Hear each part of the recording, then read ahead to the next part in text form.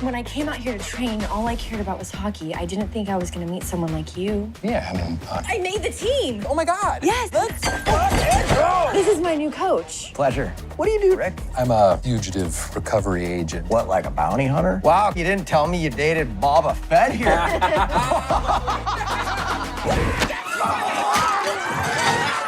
Hello, everyone, and welcome once again to Ultrasonic Film. As always, I'm your host, James, talking about movies, and more movies. I have a very special guest on the show right now, Justin Chatwin. Justin, welcome to Ultrasonic Film. Thank you, James. Happy to be here. It's great to have you here. I hope you don't mind. We're going to be chatting about your film, The Roaring Game, but I simply have to ask you a few questions about War of the Worlds. Is that okay? I'm sure you've probably spoke about this film more than a few times over the years. Let's go, buddy. All right, sounds good. This is at the very beginning of your acting career. You've been acting for years now. You're working with Steven Spielberg and Tom Cruise, both master filmmakers. My first question is, what did you learn at such a young age from these giants in the film industry? I learned to keep my mouth shut. I think I landed that role 3 years after I started acting. So it was kind of getting thrown into the big leagues super fast. And I had a lot of imposter syndrome, like kept thinking that they maybe made a mistake. And so every day on that movie, I kept being like, hey, I wanted to say, hey, are you sure? Like, are you sure that I'm supposed to be here? And I learned just to be like, dude, just shut up. Like, I think there's a great line in that movie Network where it's like, when life has exceeded your expectations, what do? And you just keep going, you know? So for me, it was like, I never expected at the age of 20 to be working with guys of that caliber. And I learned a lot. I don't think I've ever been in a movie that big. It was probably the biggest movie to date, the most expensive movie of that time. I also learned how hard of a worker and a perfectionist Tom Cruise is, and how much, he gives his fans and he gives his works, and how he wants to win and how driven he is. I mean, Tom Cruise is a true American. Like you don't get more American than that. Instead of 12, I got half a career coming in. I can't. You know what your problem is? I can think of a couple of women be happy to tell you. 8:30? We said 8 o'clock. Hello, Dad. Hello, Rachel. We'll be back by 9:30 on Sunday. Mom says you got a report due on Monday. What do you know, Ray? Everything. Rachel, want to see something cool? He hid right behind our house. Lightning doesn't strike twice. You believe this, Ray? Every single car. I've never seen that many strikes of lightning in one spot. Feel that? There's something down there, and it's moving.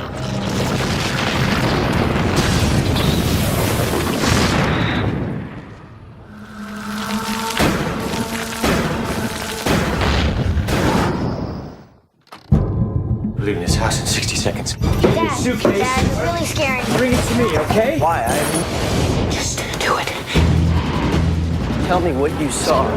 Whose car is this? Ray, where you going? What are you doing? Get in, Manny. Get out of the truck. I'm not kidding, Ray. Get in, Manny, or you're gonna die.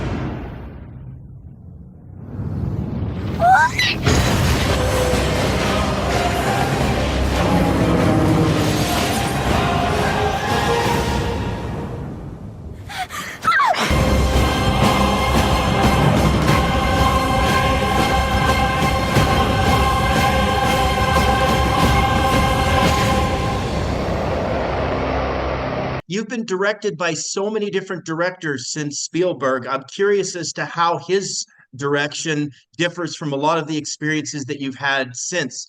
I think that Spielberg's, his genius is in casting.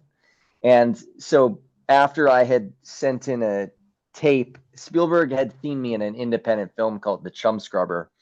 And so he called me and Tom in to hang out in his office. And I was so nervous, but once I got in there, it was just, we just chatted for about an hour on a Jewish holiday, and Spielberg just watched us. And I think he knew that we would butt heads. And we did. We did. Like, I was a pretty wild kid at the age of 20 who was drinking really hard.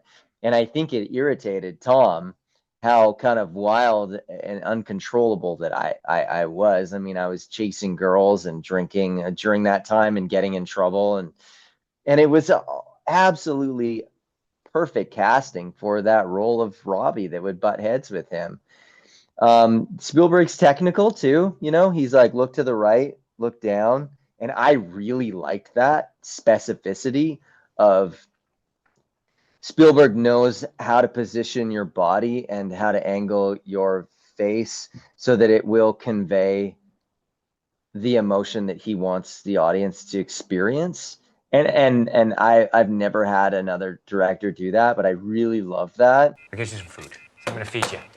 Get something to eat. What do you have? We got Busy what signal. is this? One of those Ketchup, fast mustard, ones. You think all the circuits are down? Tabasco, barbecue sauce. This is really good, Robbie. Vinaigrette. I said packed food. What the hell is this? That's all that was in your kitchen. Okay. It's all right. All right.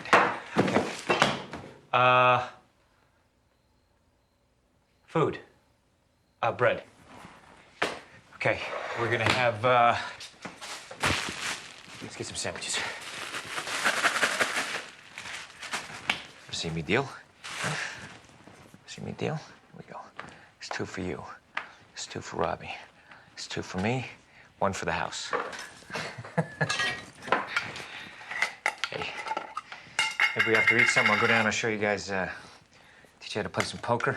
A little 5-card stud, maybe a little blackjack. I'm allergic to peanut butter.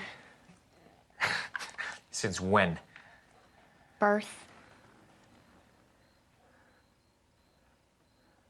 Okay, here, you can eat the bread, okay? I'm not hungry.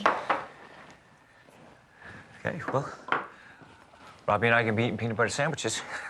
Want jelly on this sandwich? I'm not hungry either. You're not hungry either? Okay. Okay, it's fine. Fine.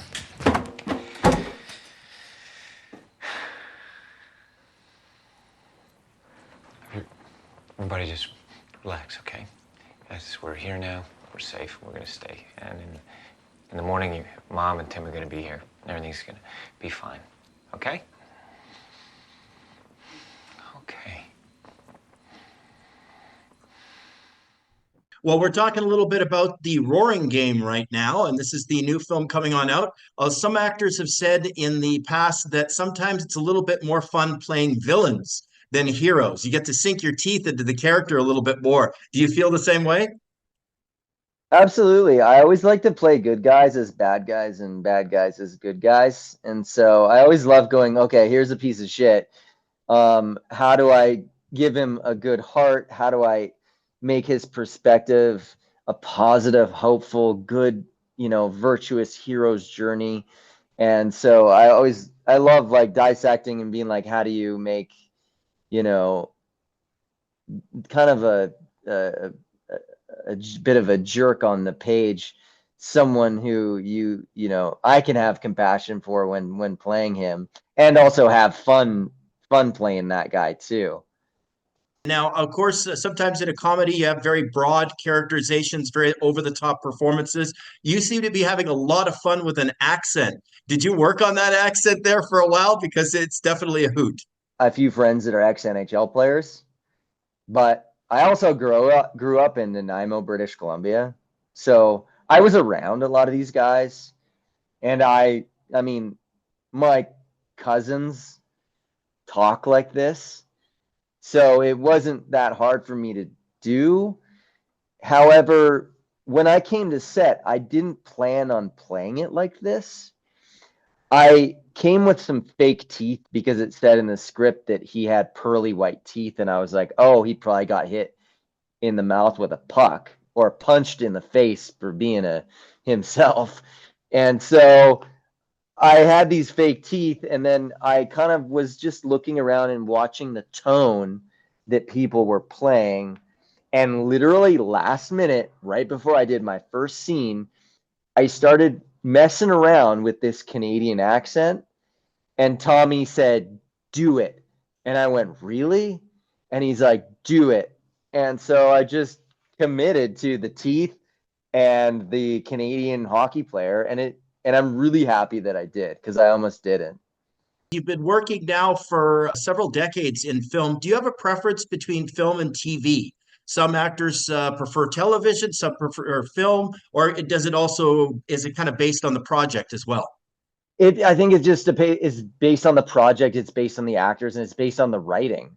So I don't even care if it's like a YouTube short. It's like, if there's a good story and a good character, it doesn't really matter the format to me. I do like TV because you get to like grow. It's like you have a family. And so for a lot of years, like TV and working on a TV show, it was like that was your family. But it feels like now more than ever in the past couple of years, I've been doing a lot of these sort of indie films where you're in and out in 2 weeks, which is kind of like, it's kind of like lonely. You're like, oh man, I just got to know these people. You want to hang out again. You're like, we're probably never going to hang out again, but see you later. This was really fun. So it's like little commitment, and you get to go play these little parts, and it's fun. But I really like the Verdes who produced this movie. They brought me back. I did another movie for them, and so that's kind of what I've been doing over the past few years. Did you get a chance to work a little bit with William Forsythe and Mickey Rourke? You don't share a lot of sequences with them. I worked a little bit with William Forsythe. I never worked with Mickey on this. But I love Bill. He's amazing. He's just an amazing human being. Well, Justin Chatwin, I want to thank you very, very much for joining us here on Ultrasonic Film. I really appreciate it. The film is The Roaring Game. Thanks very much for chatting with us. Thanks, James. Nice to meet you, man. You are pathetic. Wow. Maybe you should put yourself back together for your next girlfriend. There it is. Combine. Well, USA men's curling team has been exposed in a scandal. We've organized to assemble a whole new squad.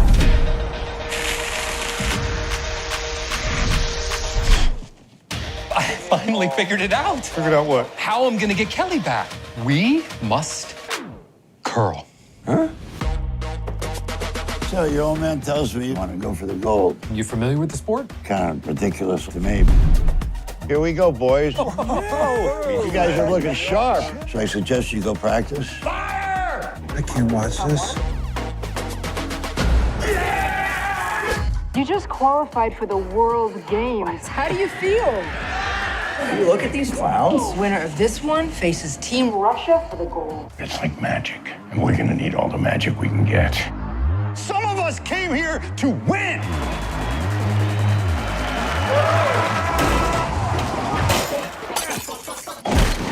What the hell is he doing?